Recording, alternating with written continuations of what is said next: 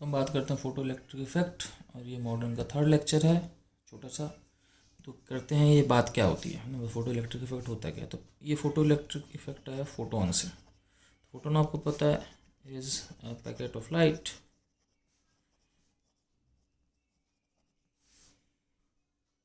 ठीक है ना। तो फोटोन कुछ नहीं होता, बेसिकली हम लाइट को पार्टिकल मान लेते हैं, ठीक है। इनफैक्ट सभी वेव्स को पार्टिकल, मतलब सभी जो ईएम वेव्स होती हैं, है ना, इनको हम पार्टिकल भी मान सकते हैं, वेव्स ही मान सकते हैं। तो हम लाइट को बेसिकली पार्टिकल मान लेते हैं। उस पार्टिकल का नाम फोटोन होता है, इसके बारे में पढ़ चुका हूँ। उसकी एनर्जी hc/λ होता है, मोमेंटम h/λ होता है। तो photon is a packet of light, ठीक है। When it falls on certain materials then emission of electron takes place.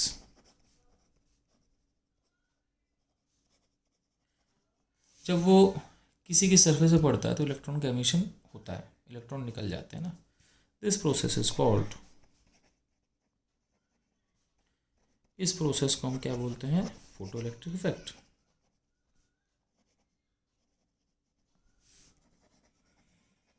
मैं इसको फोटो इलेक्ट्रिक इफेक्ट PEE बोल देता हूँ। इस प्रोसेस को फोटो इलेक्ट्रिक इफेक्ट बोलते हैं, ठीक है। अब कुछ छोटी छोटी बात करते हैं। पहले हम बात करते हैं वर्क फंक्शन। वर्क फंक्शन होता क्या है, इसको हम फाई से दिखाते हैं, ठीक है। वर्क फंक्शन फाई, ठीक है, is the minimum energy required to free an electron from metal surface,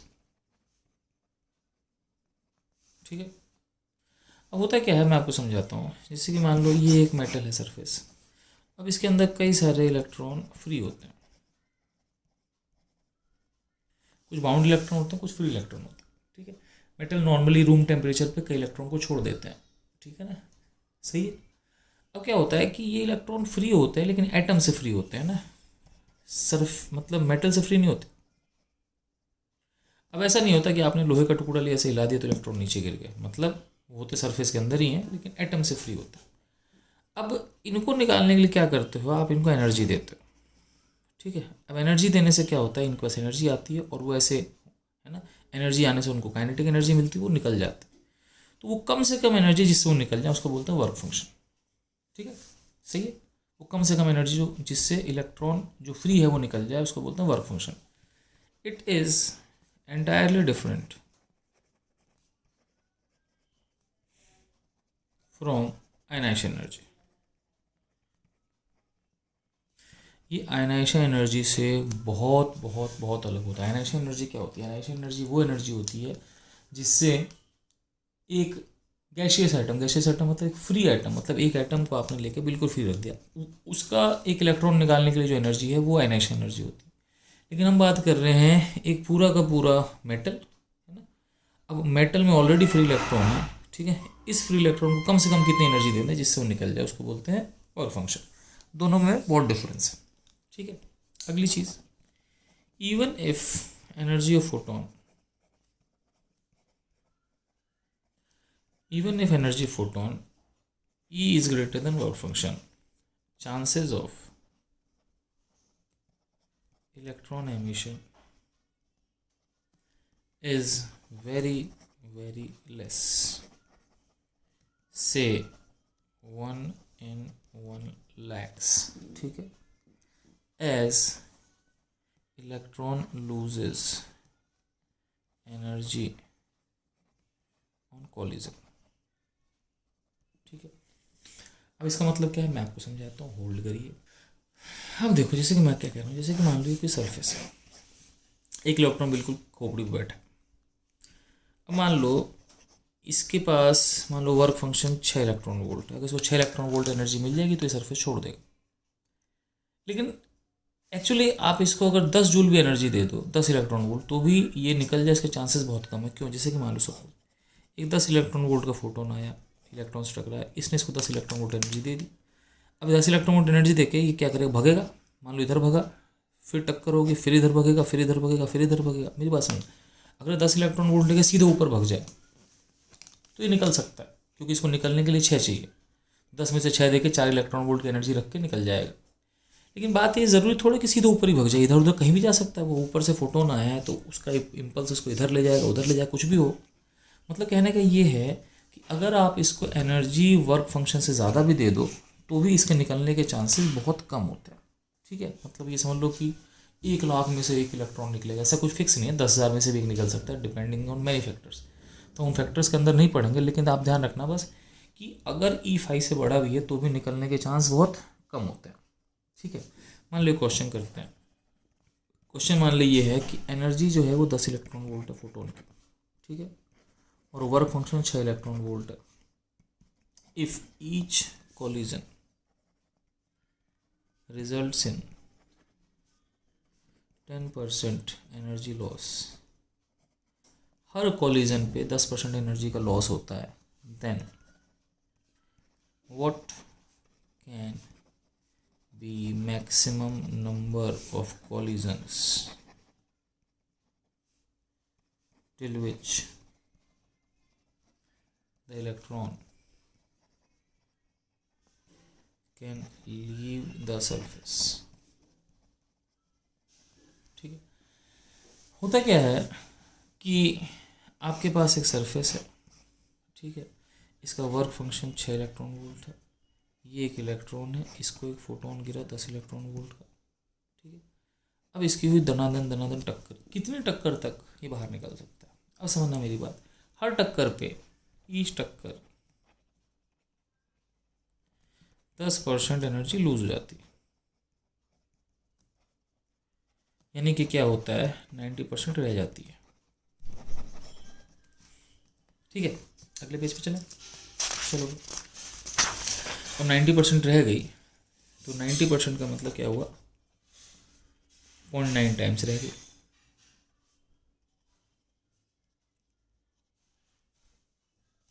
इसका मतलब क्या हुआ कि देखो भाई, इलेक्ट्रॉन को कितनी एनर्जी निकली, इलेक्ट्रॉन की एनर्जी थी 10 इलेक्ट्रॉन वोल्ट।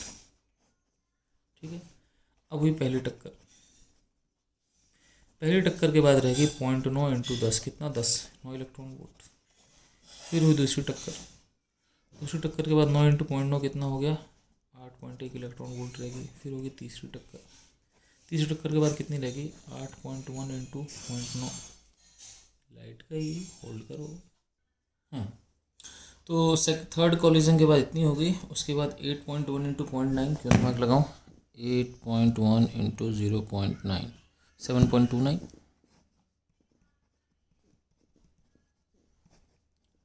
फिफ्थ के बाद इंटू 0.9, 6.561।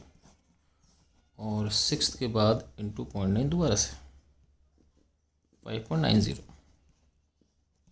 अब सोचने की बात यह है कि हर कॉलिजन के बाद कि भाई पहले के बाद एनर्जी, दूसरी के बाद इतनी, तीसरी, चौथी, पाँचवीं, छठी।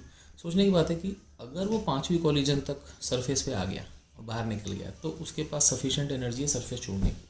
लेकिन गलती से छठी कॉलिजन होगी तो सरफेस छोड़ने की एनर्जी नहीं। ठीक है ना, तो it can leave the surface till fifth collision only. तो सरफेस को 5वीं कॉलिजन तक ही छोड़ सकता है, छठी कॉलिजन होगी तो नहीं छोड़ता। समझ लो, इट्स लाइक कि भाई जैसे कि मान लो, मैं बता रहा हूँ कैसा है। ये ऐसा है कि भाई ये एयरपोर्ट है और आप यहाँ रहते हो।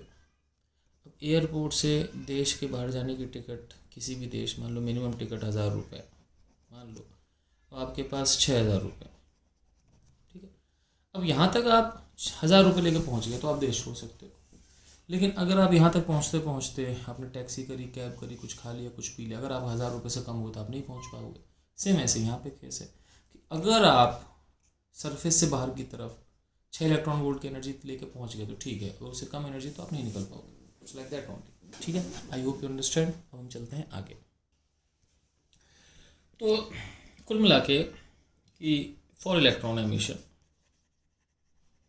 इलेक्ट्रॉन के एमिशन के लिए जो फोटोन की एनर्जी 5 से बड़ी है बराबर होनी चाहिए। लेकिन मैं आपको साफ बताऊँ कि बड़ी भी हो, कितनी बड़ी हो, ऐसा नहीं कंफर्म इलेक्ट्रॉन निकल ही जाए, बहुत कम चांसेस होते हैं कि टक्कर टक्कर एनर्जी कम हो जाती है।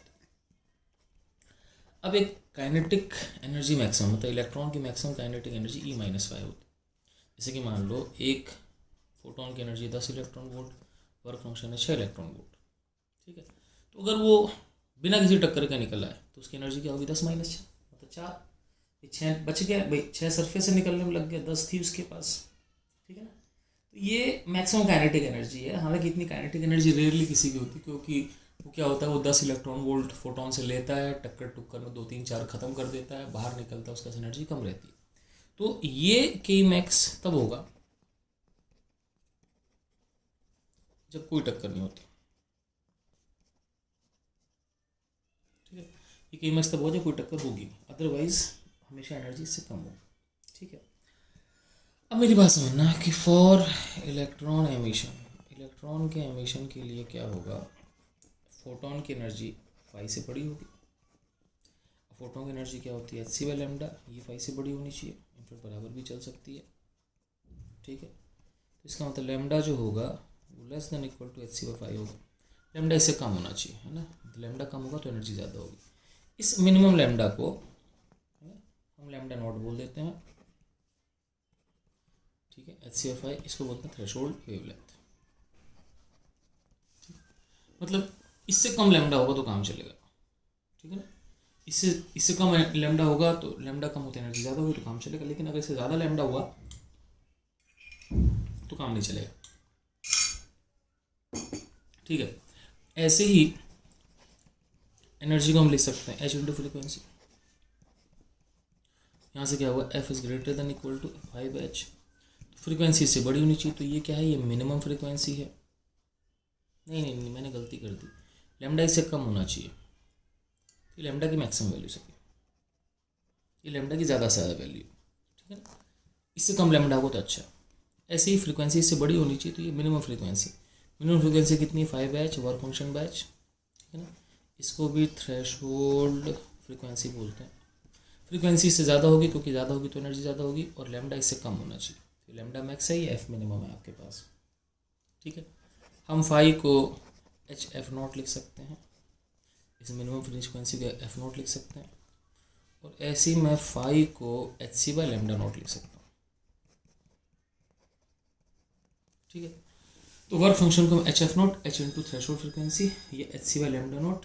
ठीक है, H C by lambda naught मतलब H C by threshold lambda लिख सकता हूँ। ठीक है बच्चों, तो इस लेक्चर में केवल इतना पढ़ाऊंगा। इसके बाद हम लोग पढ़ेंगे फोटो इलेक्ट्रिक इफेक्ट का सेटअप कैसा होता है, फिर उससे कुछ क्वेश्चन करेंगे, उससे कुछ ग्राफ करेंगे। ठीक है, फिर ये चैप्टर अपन खत्म करेंगे। ओके बच्चों, बाय, टेक केयर।